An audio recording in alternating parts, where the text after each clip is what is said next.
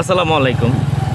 আমি সবসময় গ্রামে থাকতে চেয়েছিলাম এবং থাকার জন্য আমি সর্বোচ্চ চেষ্টা করেছি, কিন্তু দুর্ভাগ্যবশত যে আমার গ্রামে থাকা হয়নি। গ্রামে থাকা বলতে আমি আমার নিজ গ্রামের কথা বলছিলাম, যেখানে আমার শৈশব কৈশোর আমার বেড়ে ওঠা হয়েছে।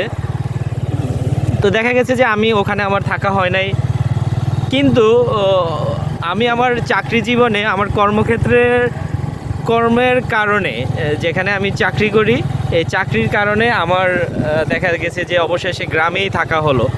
এবং গ্রামে থাকার সুবিধার্থে আমি আসলে যেমনটা চেয়েছিলাম, আমি চেয়েছিলাম যে আমি গ্রামে থাকবো, গ্রামের মানুষের সাথে মিশবো একদম উদারভাবে।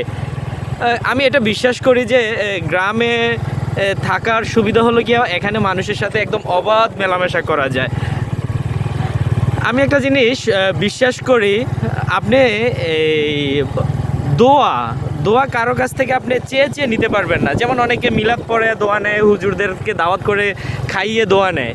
আসলে মিলাদ পড়ায় বা এভাবে খাওয়ায় দোয়া নেওয়া যায় না। দোয়ার বিষয়টা হলো গিয়ে আপনার মন থেকে আসা লাগবে, যেটা আপনি কিছু না খাওয়াই মানুষকে আপনার কর্মের দ্বারা, ব্যবহারের দ্বারা, কথার দ্বারা আপনি তাদের কাছ থেকে দোয়া নেবেন।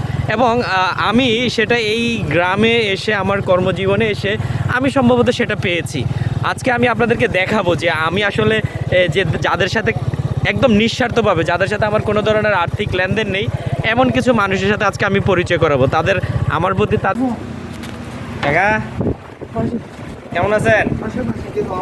ভালো আছেন? এই যে আমার কাকা, এই দেন না, আরেকটা টুল দেন, আরেকটা টুল দেন। আমি এই রাস্তায় আসা যাওয়া করি। আসা যাওয়ার পথে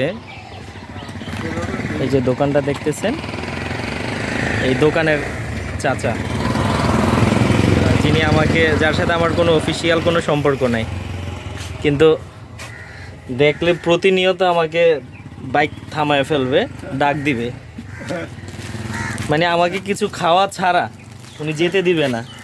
অন্তত এক কাপ চা হলেও খাওয়া লাগবে। এই হলো আমার কাকা, যার সাথে আমার কোনো রক্তের সম্পর্ক নাই, পূর্ব পরিচিত নাই, কিন্তু আশ্চর্যজনক বিষয় হলো গিয়ে মানুষটার প্রতি আমার ভালোবাসা, আমার প্রতি তার ভালোবাসা এমনিতেই সৃষ্টি হয়ে গেছে। দেখলেই ডাক দিবে। কি কাকা, আপনার সাথে তো আমার কোনো আগের পরিচয় নাই, কিন্তু এমনি মহব্বত হয়ে গেছে। এই হলো আমার কাকা। কাকারে আমি কয়েকদিন দোকানে দেখি নাই, বদলে ভাবছিলাম যে বাড়ি যাব, কিন্তু যা কাকারে পাইছি, মানুষের দোয়া নেওয়ার জন্য কিছু খাওয়ানো লাগে না, দোয়া আসবে যে মন থেকে। এই আরেকজনের কাছে যাইতেছি, যে দেখলে আমি যদি গাড়ি দিয়ে যাচ্ছি, এই দেখলেই দূর থেকে আগে সালাম দিবে। এই লাগে আমার আহমদ ভাই, হয়তো তাদের সাথে এর আগে কোনো দিনই পরিচয় ছিল না, কিন্তু এই মানুষগুলো ছিল আমার নিঃস্বার্থ ভালোবাসা, অফিসিয়াল আনঅফিসিয়াল কিছুই না, কিন্তু দেখলেই দূর থেকে সালাম দিবে। এটা আসলে জানি না কিভাবে অর্জন করছি, কিন্তু এদের প্রতি আমার ভালোবাসাটা আজীবন থাকবে। যদিও মানুষ কোথাও এক জায়গায় আজীবন থাকে না, এই হলো তার এই ছোট্ট এই ব্যবসা প্রতিষ্ঠান, কিন্তু সৎ থাকলে মানুষ কখনো বিপদে পড়ে না। উনি এটা দিয়ে আলহামদুলিল্লাহ অনেক ভালো আছে।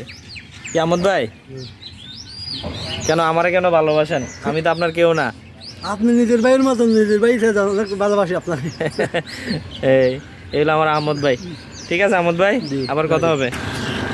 এদের সাথে এমনিতেই সম্পর্ক, কোনো ধরনের রিজন নাই, কোনো কারণ নাই।